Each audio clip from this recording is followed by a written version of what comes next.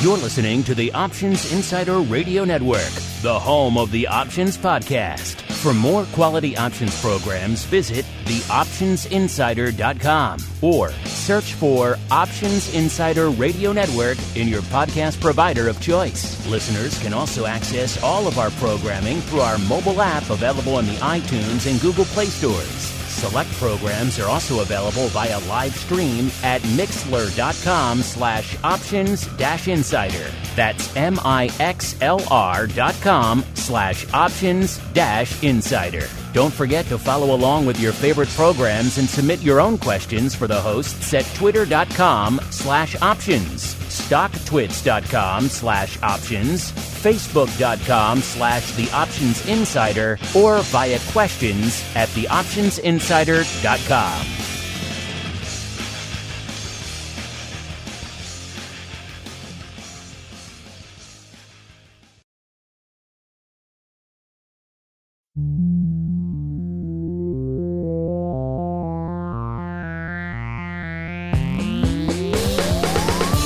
Join us now for the expert source for inside information on the options markets.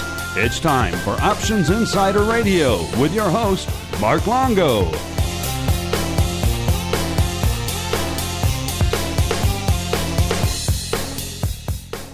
All right, everybody. That music can mean only one thing. It is Interview Tuesday here on the Options Insider Radio Network, the day of the week where we welcome on guests from throughout the world of options and derivatives and indeed beyond, and proceed to pick their brains for the benefit of you, the listener. My name, as the man said, is Mark Longo from the optionsinsider.com, as well as, of course, from the aforementioned network. Remember, if you like what you hear, it's more important than ever in these troubled times for you guys to go out there on your platform of choice, whatever it is, Apple Podcasts, Google Podcasts, Stitcher, Spotify, the app stores where you get our mobile app, wherever you get this show, and leave those reviews so other folks can continue to discover it in these troubled times. We've been doing this for a long time, and we love to see an influx of new listeners. And again, more important than ever these days to give those folks a reliable, a sane source of content.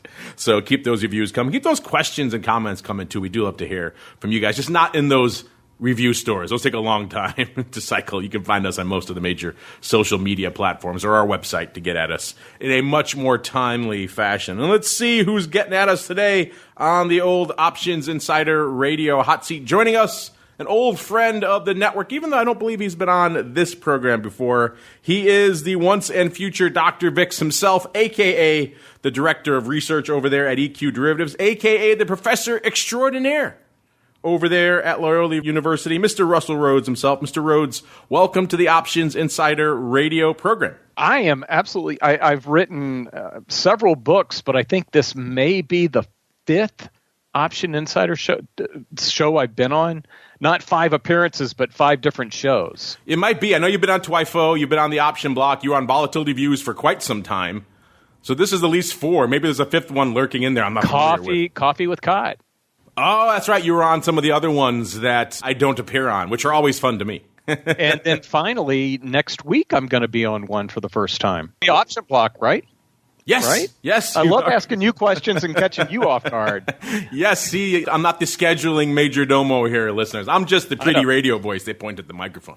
Other people make it all move smoothly behind the scenes. But yeah, you're right. It has been quite a few appearances. It's also been quite a few tilts at the windmill for you there on the author side of the space there, sir. You writing quite a few books. You know, it's funny. Every time everyone comes on the network with a new financial-oriented tome, they always tell me, this is it. This is the last time. I'm never doing this again.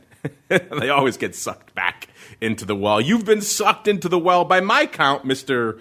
Once and Future Dr. VIX, 6 times. Let's run through the list, and you can let us know and let our listeners know if we're missing any. First, of course, we have Candlestick Charting for Dummies. I didn't even know you did a For Dummies book, yet there it is over there in the very famous / infamous For Dummies series. Then we have Trading VIX Derivatives, Trading and Hedging Strategies Using VIX Futures, Options, and Exchange-Traded Notes. We have to update that title now. Not many ETNs left in the VIX space out there. Then we have Trading Weekly Options, Pricing Characteristics, and Short-Term Trading Strategies. Then we have Option Spread Trading, a comprehensive guide to strategies and tactics. Then we have one that's lurking around here in the studio. I just saw it recently. Option Strategies for Advisors and Institutions.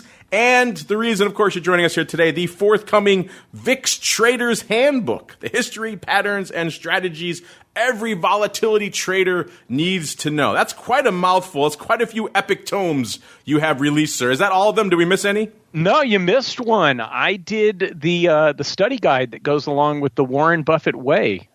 Goodness, golly, 7 years ago. Amazon doesn't even have that listed for you, sir.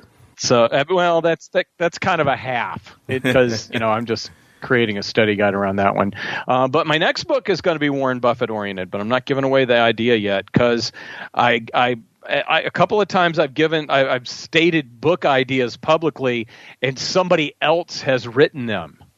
So I've got to learn to keep my mouth shut. Well, this is just you and I talking here. Nobody else listening. Okay. So feel free to give away all of your deepest, darkest, most personal secrets, and we'll see if we can keep them to ourselves. But you went back to the well that everyone says they're not going to go to, Mr. Rhoads, which is you wrote another book. So first off, why the heck did you decide to do that, sir? What brought you back to the dark side of writing yet another financial tome out there, even though everyone, like I said, who does it says everyone's going to be their last? And then B, obviously, the volatility trading space kind of crowded out there. What sets this book apart from all the other legion of financial trading tomes out there, sir? Well, there's not a whole lot of very VIX-specific books out there. That's one of the reasons that, there's some that incorporate it, and then they're like little self-published ones that tell you, I've got a plan where you can make a ton of money trading VIX-related products, and basically it's a short VXX strategy. But it had been 10 years since I'd written the last one. People would even ask me if I was going to write another one, and this one took about a year longer than it was supposed to, and just about when we had it done, I had it done in mid-March of this year. Did something happen in March that would change the volatility landscape?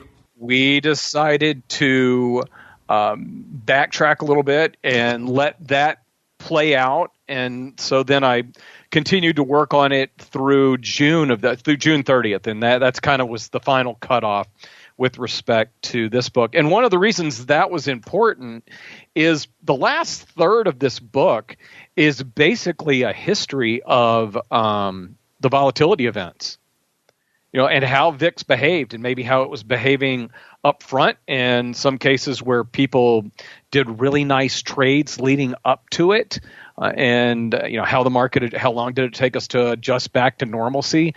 So about a third of the book is the history of volatility events. And then the other reason you asked me, well, why would I go back to the well on this? I have learned a lot in the decade or so since I wrote the first book. I'll be the first person in the world to admit that. And I think this one, it's not an update. It really is just a complete new approach to talking about VIX compared to where we were when I wrote the first one. When I wrote the first one, there were two ETNs. It was the original VXX and the VXZ. And in fact, that one got delayed because it was like the day before it was due. The last chapter I was working on was the ETN chapter, and we got our first reverse split in VXX. And I had to go back and update the whole and update that whole chapter around that. So what you're saying is you have excellent timing, sir. That's what you're saying. I was in the VIX pit talking to somebody, and I looked up, and I saw VXX quoted at 44, and it had been like 12 the day before, and I'm like, oh my God, I said much worse things, but I can't repeat those here. I said, and are you, and then a word, kidding me? So I guess what you need to do is let us all know about a few months before your book's about to go to press and get ready for publication, and then all of our listeners can come in and just pretty much sounds like load up on upside on the vol space, because clearly the impending release of your books just presages a huge tumult in the volatility space, sir. Well, it's 2 for 2 so far. I don't know what's going to – actually, I'm going to do something that's a little bit more mainstream. I'm going to do – honestly, the next book is going to be the money book. It's going to be one that I write to make money off of. The other ones I've written because it's the areas that I'm interested in. And Like you said, most people say that they're never going to write a book again, and part of it's because you don't have these wonderful royalty streams rolling in. And in fact, if it were not for having written a dummies book, I think the wage that I would get for writing books is around minimum wage, or not much more than that $15 an hour that the Bernie Bros want us to get. The big money in the dummies books these days. But, you mentioned it. Let's get into it a little bit. The somewhat ironic notion that you were in the process of releasing a VIX history book during what could be argued is one of the greatest events in the history of volatility and the history of VIX. How did you and your publishers decide, where do you draw that line in the sand now? Because obviously the book has to come out at some point, but this event is still playing out in front of our eyes. In fact, we have yet another big event coming up in a couple of weeks here with the election. Volatility is pricing in a lot of tumult there. So how did you react to that, A? And then B, how did you guys decide where to finally draw the line and say we have to cut off this history-making event here?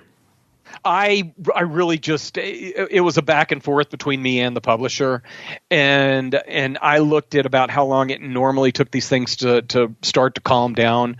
Needless to say, it has taken longer with this last one than many of the other ones, but I said, why don't we shoot for the middle of the summer? Maybe we'll get some summer doldrums, which we sort of did, and wrap this thing up and get it out.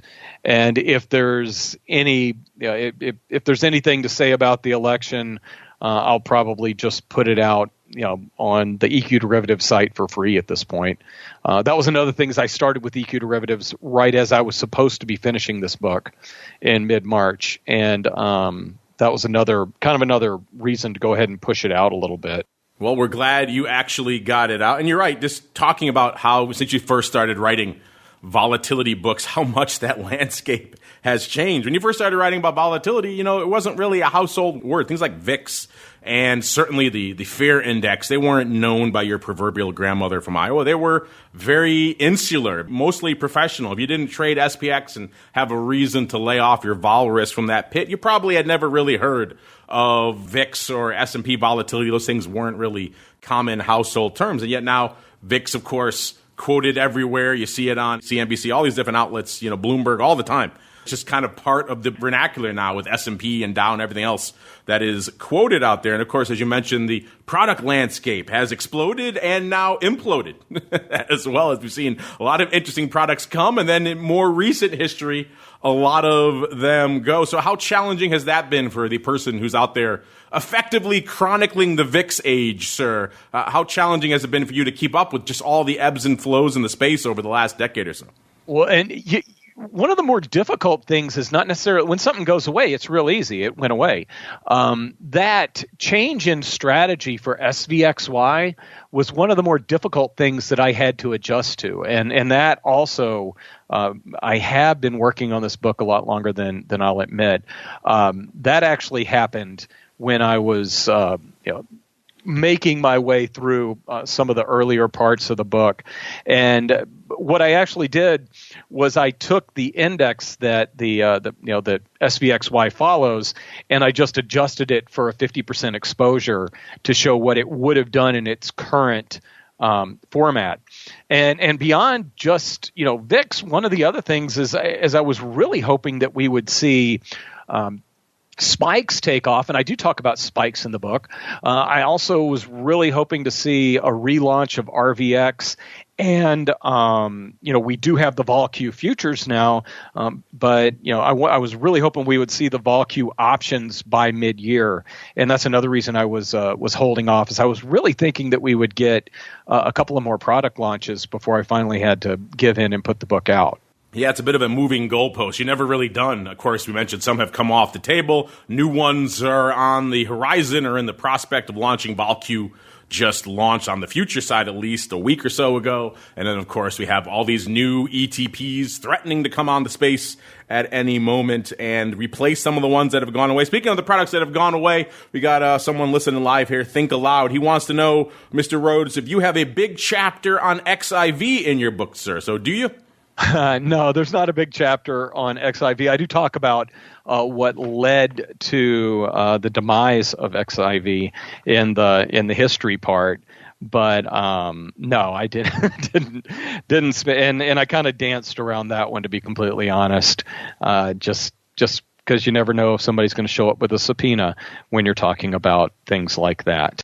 It's always fun to be threatened with legal action out there in the volatility space. But you kind of mentioned, the subtitle for the book is, of course, the history. We touched on that. But you also mentioned the patterns and the strategies that every volatility trader needs to know. I'm assuming some of those patterns have to do with the seasonal nature of volatility. And obviously, I don't want you to give away the whole kit and caboodle. People have to go on Amazon and pre-order the book. It comes out on October 27th. If you need a little bit of convincing, you may see a little blurb on there on Amazon from yours truly, help to twist your arm into purchasing said book. But give us a little bit of taste. What are some of the patterns and or strategies that every vol trader needs to know, sir?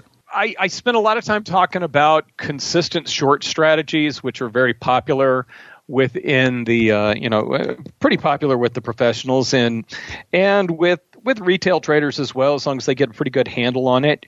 I also talk about cross-trading V stocks versus VIX, and which, something else. I knew I was forgetting a new product.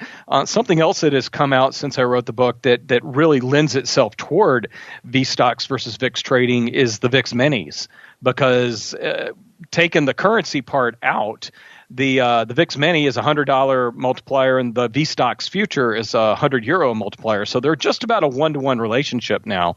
But and when there have been volatility events, which is what I call the history stuff, when we have volatility events that have impacted Europe directly, such as Brexit, I throw what happened with the VSTOXX futures in there as well and show how you could have traded VIX versus the VSTOXX. And then I ran through a couple of, there are spread trades that you see pop up in front of like the employment number, in front of, a Fed day where maybe there's some uncertainty. I guess there's not really uncertainty around those these days, but certain types of spreads that don't lose a lot of value, but might do okay if we do get the volatility spike.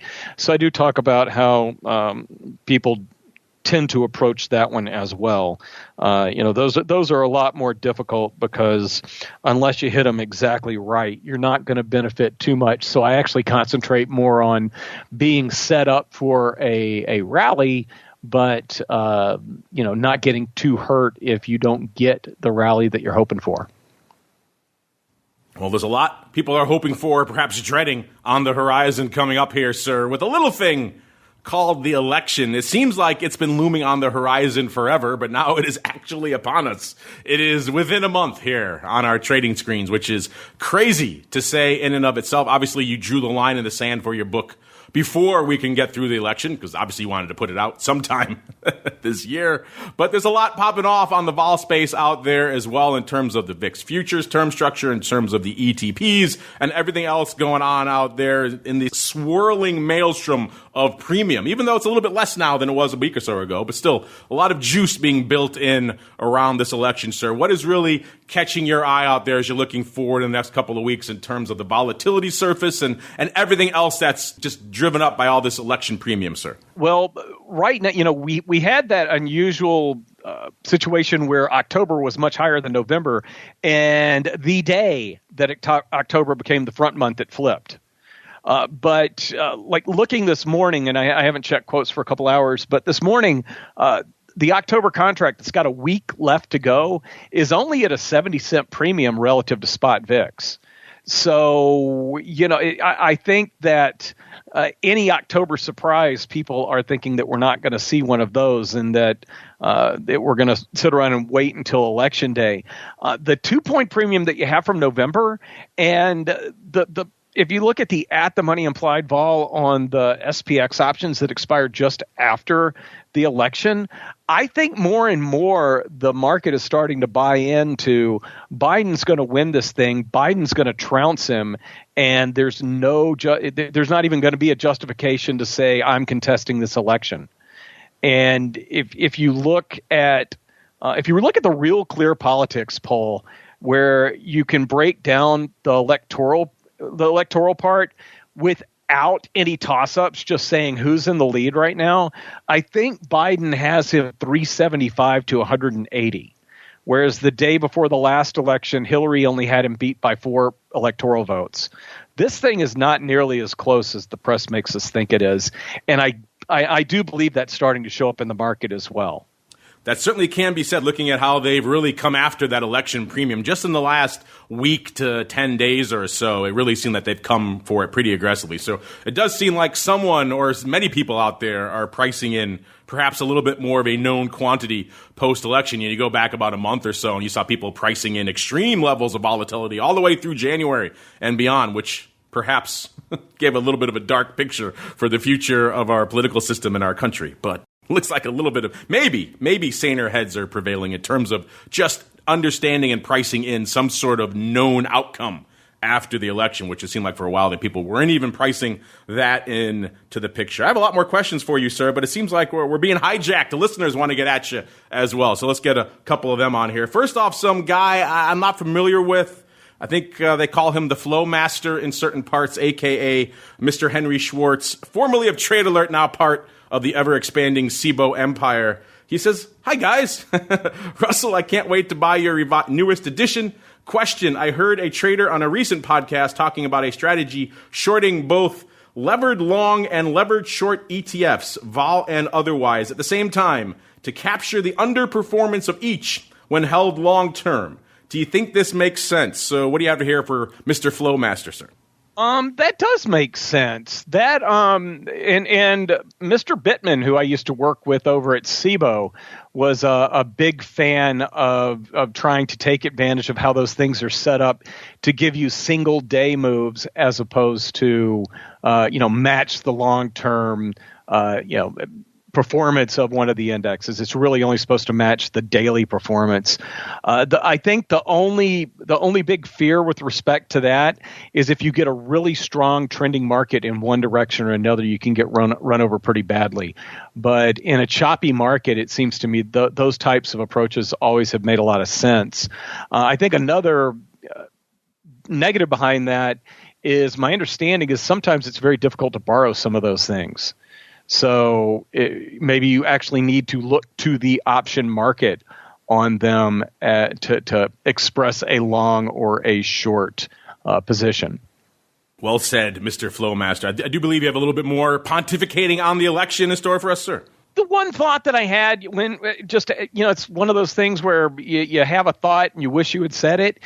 It's very possible that the concern that the market was having around the election, I think everybody, if you're a big Joe Biden fan, everybody was afraid he was going to blow one of the debates. And now that it looks like there's not going to be any more debates, maybe that's why things have calmed down so much market-wise. Yeah, that's certainly a lot to unpack into why this election premium seems to be eroding. Not quite gone yet, but nowhere near at the levels it was even a week, like I said, or about 10 days ago. So we have more listeners chiming in. We have, I like this handle, Made in St. Gracie. I'm not sure where that is, but it sounds like a wonderful place.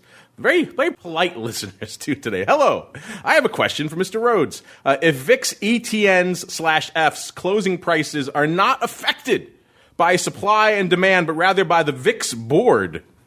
Oh, the VIX board. Uh-oh. We getting tinfoil hatty here? What drives intraday prices in these instruments? Thanks in advance. So I'm not sure really what they mean by the VIX board, Mr. Rhodes, but if you want to take a stab at it, have at it.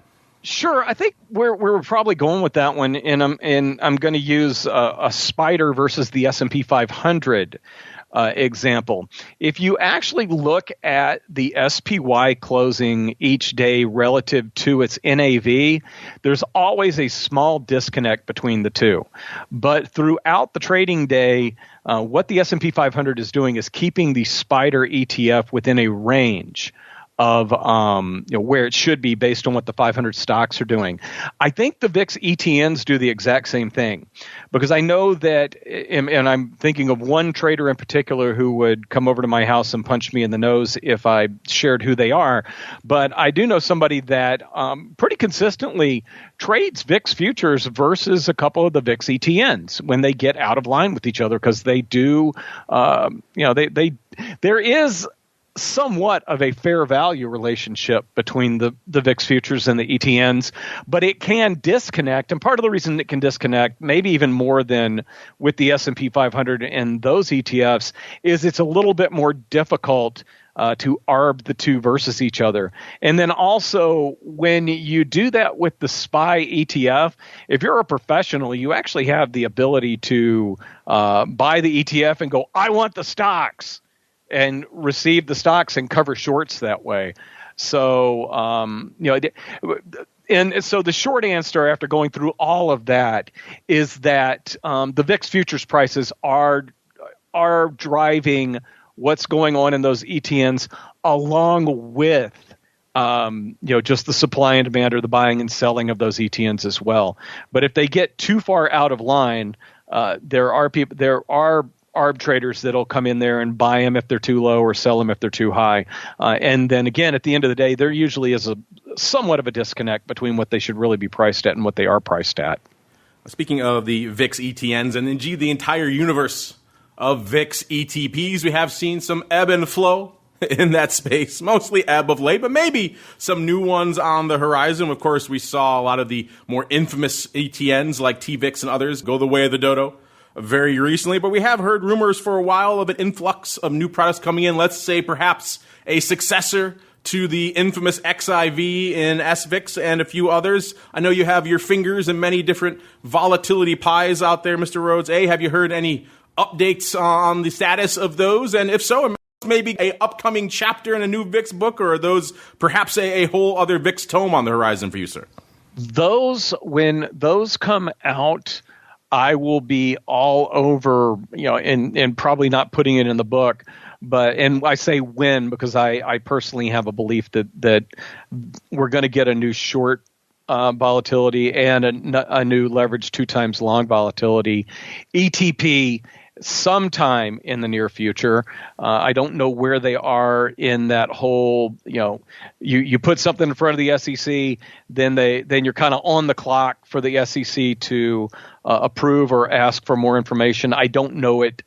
I don't know what's going on to that point, but I do know, and I do believe that we're going to see a couple of new ones that are going to mirror some of the more popular strategies and have some tweaks that make them a little bit less worrisome than what has happened in the past as far as how they're being managed. I think they're going to be ETFs as well. And you got to keep in mind when you're buying an ETN, somebody's promising you some sort of performance, but that doesn't mean they're holding the underlying securities. And with respect to an ETF structure, they got to hold the underlying securities. So I think, and when I was with SIBO and I really had to be as neutral as possible, I would say in passing, the ETF is not at, there's a counterparty risk that shows up in the ETNs that doesn't show up in the ETFs.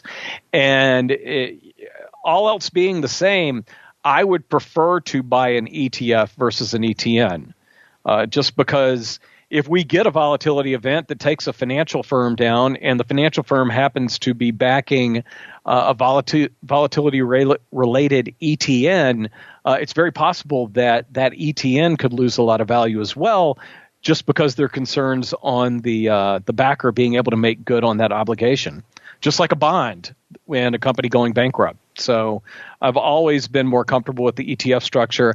I have a funny feeling that any new ETPs that we get will have that ETF structure, because I like to believe that the good folks at the SEC kind of agree with my view on that one, that they would be more comfortable with an ETN or an ETF than an ETN structure.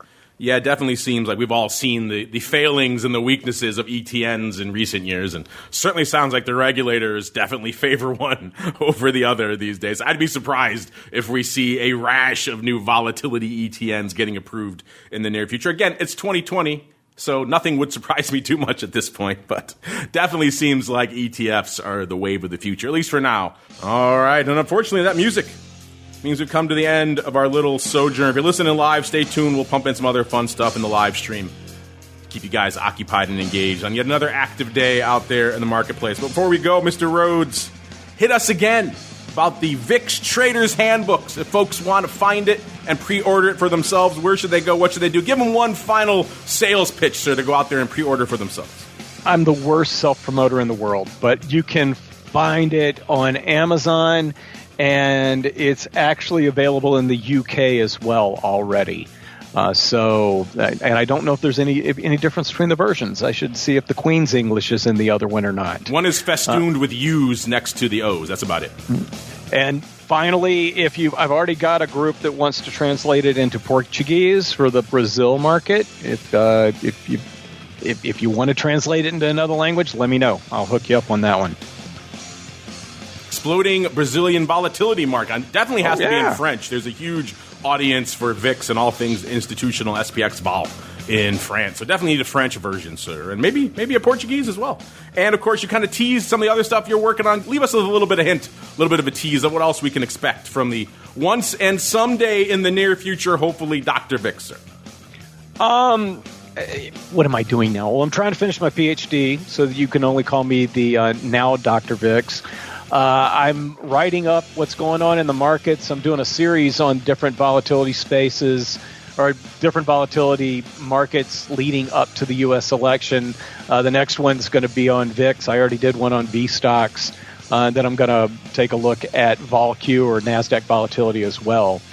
So that's where I'm at. I'm everything I put up on EQ Derivatives is in front of the paywall, and I always put it out there on the Twitter for people to read.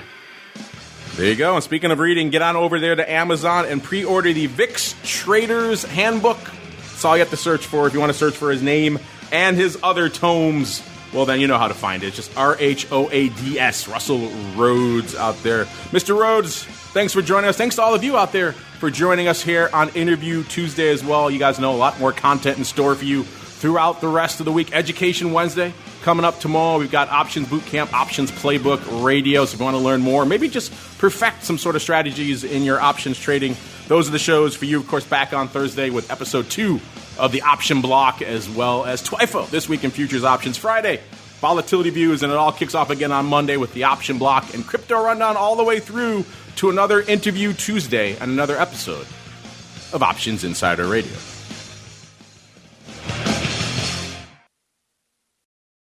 You're listening to the Options Insider Radio Network, the home of the Options Podcast. For more quality options programs, visit theoptionsinsider.com or search for Options Insider Radio Network in your podcast provider of choice. Listeners can also access all of our programming through our mobile app available in the iTunes and Google Play stores. Select programs are also available via live stream at mixlr.com/options-insider. That's mixlr.com/options-insider. Don't forget to follow along with your favorite programs and submit your own questions for the hosts at twitter.com/options, stocktwits.com/options, facebook.com/theoptionsinsider, or via questions at theoptionsinsider.com.